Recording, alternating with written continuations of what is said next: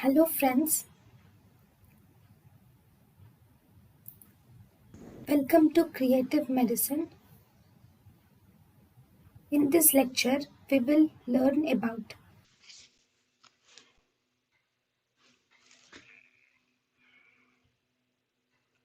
Okay.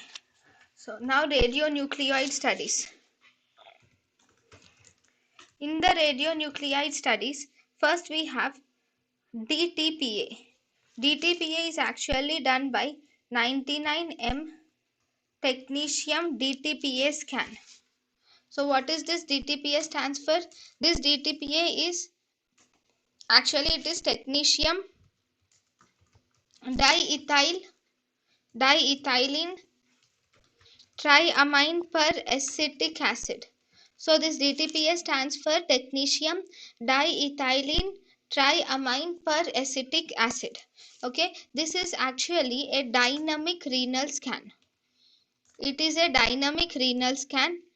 In this technetium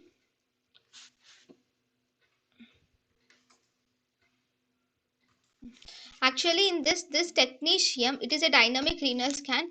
In this the technetium DTPA, this can be filtered freely. Because it is filtered freely by the glomerulus, it is mainly used to assess the glomerular function. So if there is single kidney, it is used to assess glomerular function, and by assessing glomerular function this can estimate the glomerular filtration rate.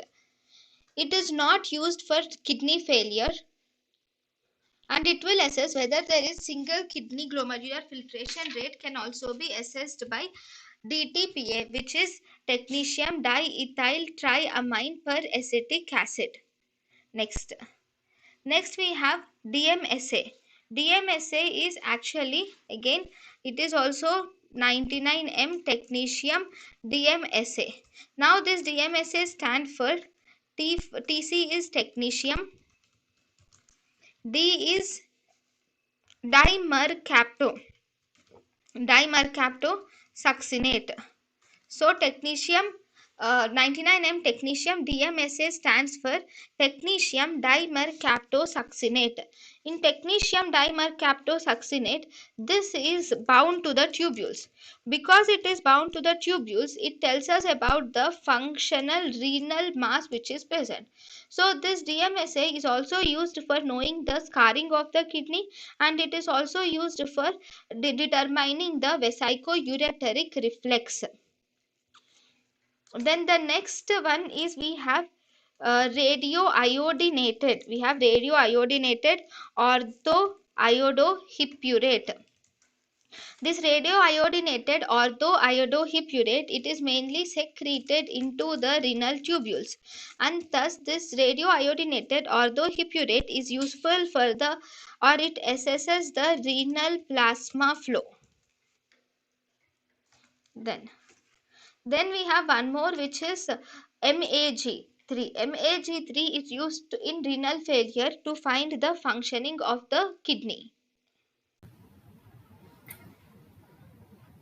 thank you and thank you for watching.